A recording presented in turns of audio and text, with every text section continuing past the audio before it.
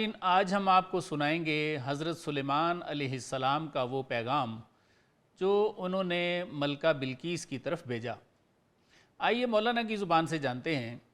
مولانا لکھتے ہیں، ہی بیا بلقیس ورنہ بد شود، لشکرت خصمت شود مرتد شود۔ یعنی حضرت سلیمان علیہ السلام نے کہلا بھیجا کہ ہاں اے بلقیس، اب چلی آؤ ورنہ اچھا نہ ہوگا، تیرا لشکر خود ہی تیرا دشمن بن جائے گا اور تیری اطاعت سے بھی پھر جائے گا۔ پردہ دارے تو درترا برکند، جانے تو باتو بجا خصمی کند۔ حضرت سلیمان علیہ السلام نے مزید کہلا بھیجا کہ تیرا دربان ہی تیرا دروازہ اکھاڑ ڈالے گا اور خود تیری روح تیرے ساتھ دل و جان سے دشمنی کرنی شروع کر دے گی۔ بقول مولانا، سلیمان علیہ السلام نے ملکہ بلقیس کو اور کیا پیغام بھجوایا؟ بادرا دیدی کہ با آداں چکرد، آبرا دیدی کہ در طوفاں چکرد۔ سلیمان علیہ السلام نے مزید پیغام پہنچایا کہ تمہیں یہ تو پتہ ہوگا کہ ہوا نے قوم عاد کے ساتھ کیا سلوک کیا تھا، اور یہ بھی کہ پانی نے طوفان نوح میں کیا کیا۔ وآنچ بر فرعون زد بحر کیں، وآنچ با قارون نمودستی زمیں۔ سلیمان علیہ السلام نے یہ بھی پیغام بھیجا کہ تم نے یہ بھی دیکھ لیا ہوگا کہ فرعون کے ساتھ اس غضب کے سمندر نے کیا کیا اور قارون کے ساتھ زمین نے کیا کیا۔ وآنچ بابیل با آپیل کرد، وآنچ پشا کلائے نمرود خرد۔ آپ نے یہ بھی پیغام بھیجا کہ تم نے یہ بھی دیکھ لیا ہوگا کہ ابابیلوں نے ہاتھی والوں کے ساتھ کیا سلوک کیا، اور یہ بھی جان لیا ہوگا کہ مچھر نے نمرود کی کھوپڑی کو کیسے کھا لیا۔ وآں گہے سنگ انداخت داؤدی بدست، گشت سی صد پارا و لشکر شکست۔ سلیمان علیہ السلام نے ملکہ بلقیس کو یہ بھی پیغام بھجوایا کہ اسے یہ بھی پتہ ہی ہوگا کہ حضرت داؤد علیہ السلام نے اپنے ہاتھ سے پتھر پھینکا تو اس کے 300 ٹکڑے ہو گئے، اور اس طرح جالوت کے لشکر کو شکست ہوگی۔ اب مولانا یہاں چوٹ مارتے ہیں اور لکھتے ہیں، گر بگویم از جمادات جہاں آکلانا یاری پیغمبراں۔ یعنی فرماتے ہیں کہ اگر میں دنیا کی جمادی اشیاء کا عقل مندوں کی طرح پیغمبروں کی مدد کرنا مفصل طور پہ لکھوں نا، فرماتے ہیں مثنوی چندہ شود کہ چل شتر گر کشد عاجز شود از بار پر۔ فرماتے ہیں کہ مثنوی پھر اس قدر زخیم ہو جائے گی کہ اس کو 40 اونٹ اٹھائیں گے اور اس کے بھاری بوجھ سے عاجز بھی آ جائیں گے۔ آگے لکھتے ہیں، دست بر کافر گواہی می دہد، لشکر حق می شود سر می نہاد۔ یعنی کیا فرماتے ہیں کہ قیامت کے روز کافر کا ہاتھ اس کے خلاف گواہی دے گا، وہ بھی اللہ کے لشکر کا سپاہی بن جائے گا اور اس کے حکم پر سر تسلیم خم کر دے گا۔ اے نمود ضد حق در فعل و درس، درمیان لشکر اوئی بترس۔ مولانا فرماتے ہیں کہ اے قول و فعل میں اللہ تعالیٰ کی مخالفت کرنے والے، یاد رکھ تو اس کے لشکروں میں گرا ہوا ہے۔ گر بگویت چشمرا کہ اورا فشار، درد چشم از تو بر آرد صد دمار۔ مولانا فرماتے ہیں کہ اگر اللہ تعالیٰ آنکھ کو حکم فرما دیں کہ اس کو تنگ کرو تو وہ 100 مرتبہ تجھے ہلاکت کے قریب کر دے گی۔ گر بدنداں گوید او بنما وبال، پس ببینی توز دنداں گوش مال۔ مولانا فرماتے ہیں کہ اگر اللہ تعالیٰ دانت کو حکم دے دے کہ تکلیف محسوس کرا دو تو پھر تمہارے دانت تمہاری گوش مالی شروع کر دیں گے۔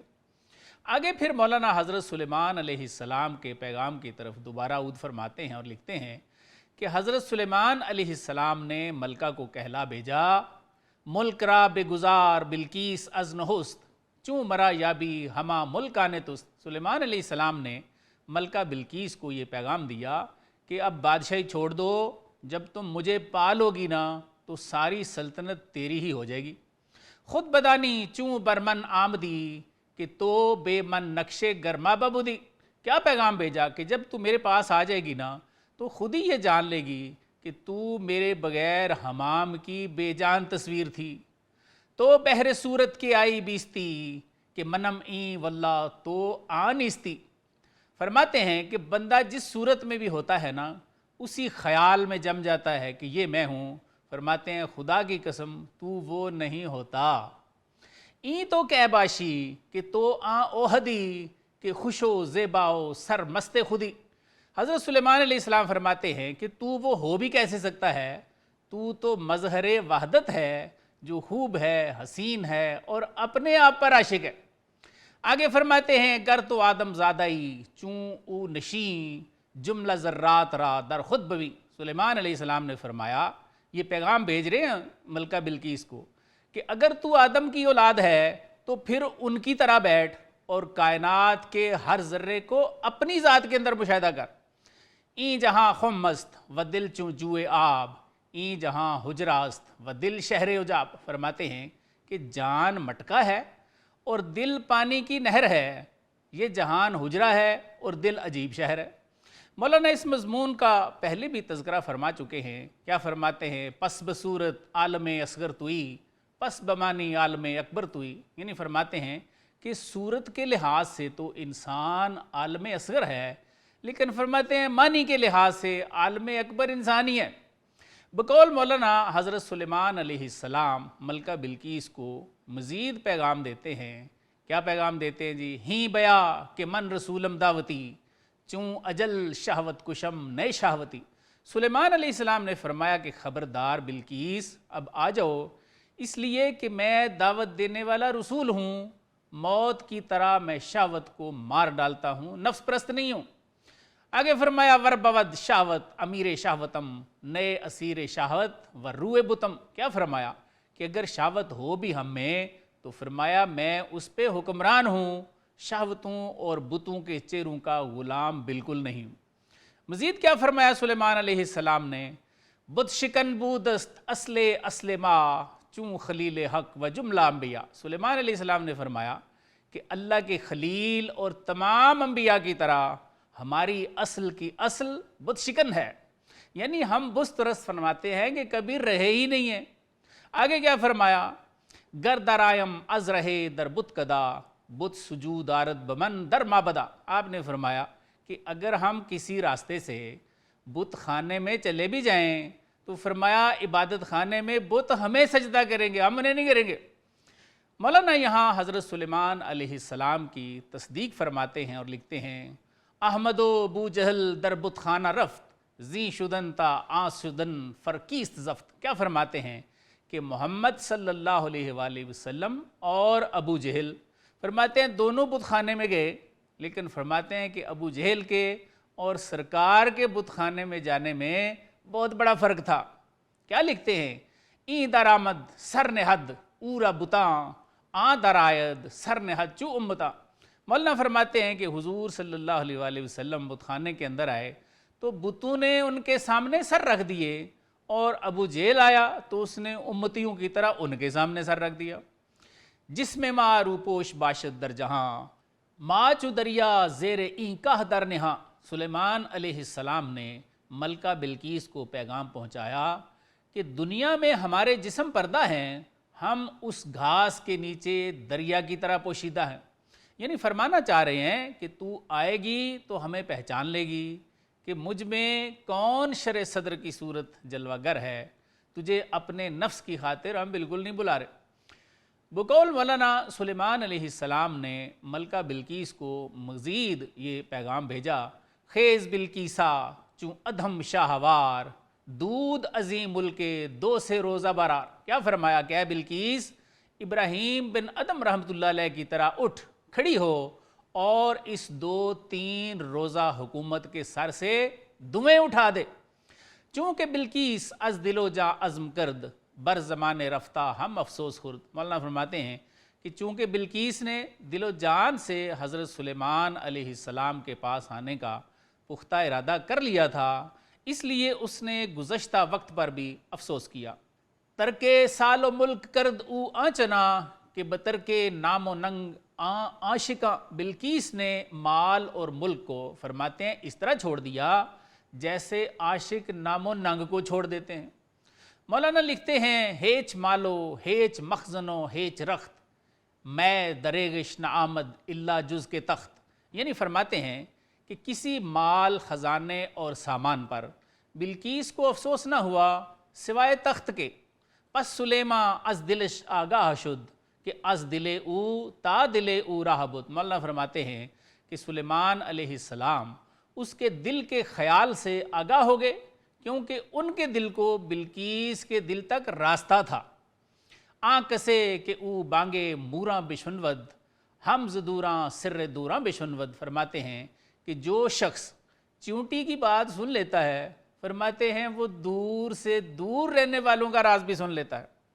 آن کے گوید راز کالت نملتن، ہم بداند راز این تاکہ کہن۔ مولانا فرماتے ہیں کہ جو یہ کہے کہ چیونٹی نے یوں کہا، یہ قرآن کی طرف تلمی ہے، سورہ نمل کی طرف، فرماتے ہیں وہ اس پرانی محراب کا راز بھی جان لیتا ہے۔ مولانا لکھتے ہیں پس سلیما گفت با لشکر آیاں، تخت اورا حاضر آرے دی زماں۔ فرماتے ہیں کہ سلیمان علیہ السلام نے ملکہ بلقیس کے دل کا حال جانا تو اس وقت اپنے لشکر سے صاف طور پہ فرمایا کہ اس کے تخت کو فوراً حاضر کرو۔ آئیے اس حصے کے درسی پہلوؤں پر ایک نظر کرتے ہیں۔ حضرت سلیمان علیہ السلام کے ملکہ بلقیس کے لیے پیغام کے آغاز میں ہم نے جانا کہ حضرت نے ملکہ بلقیس کو پیغام پہنچایا کہ اب جلدی سے حاضر ہو جاؤ ورنہ اچھا نہیں ہوگا، تیرا لشکر ہی تیری اطاعت سے پھر جائے گا اور تیرا دشمن بن جائے گا۔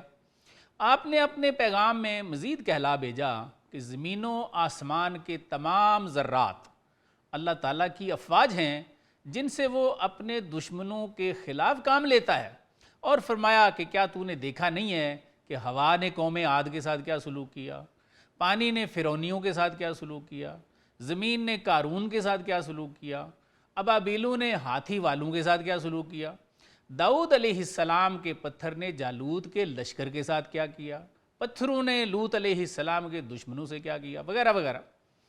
ہمارے لیے پہلا سبق یہی ہے کہ ہر چیز کا خالق اور مالک خدائے وحدہ ہے، ہر چیز اس کی اطاعت اور بندگی میں ہے، اور وہ ان سے اپنے خیال کے مطابق جیسے چاہتا ہے اپنی مخلوقات سے کام بھی لے لیتا ہے۔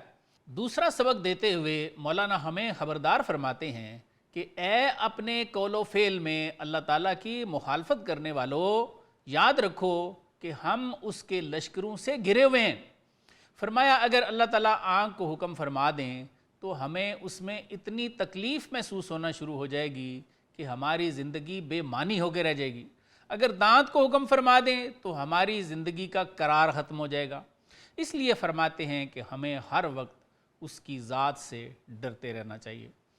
ہمارے لیے تیسرا سبق حضرت سلیمان علیہ السلام کے ملکہ بلقیس کے اس پیغام میں ہے کہ اگر ہم آدم زادے ہیں تو ہمیں آدم علیہ السلام کی طرح ہونا چاہیے، جو کائنات کے ہر ذرے کو اپنے نور باطن سے اپنی ہی ذات میں ملاحظہ فرماتے۔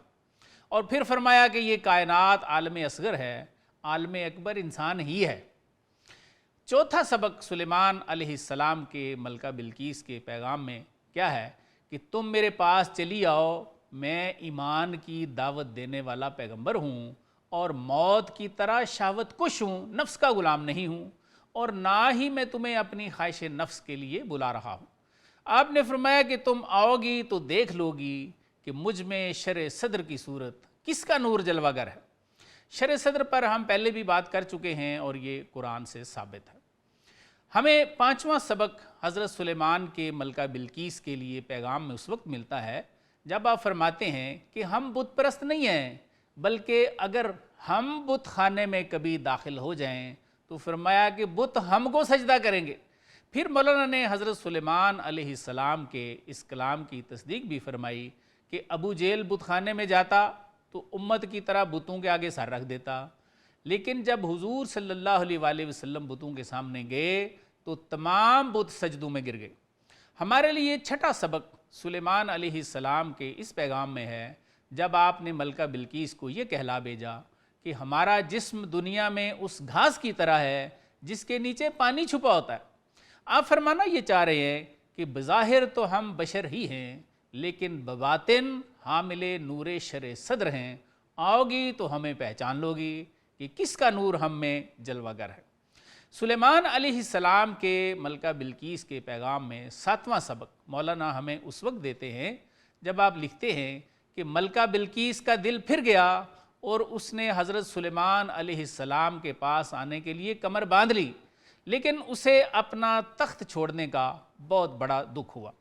مولانا فرماتے ہیں کہ حضرت سلیمان علیہ السلام ملکہ کے دل کا حال جان گئے، اور پھر فرماتے ہیں کہ جو چونٹی کی آواز سن لیتا ہے وہ دور دراز لوگوں کے باطن کا حال بھی جان لیتا ہے۔ حضور صلی اللہ علیہ وآلہ وسلم نے بھی مکہ میں بیٹھ کے بیت المقدس کے بارے میں کفار کے سوالوں کے تمام جوابات دیے۔ پیغمبروں سے یہ بات بعید نہیں ہے۔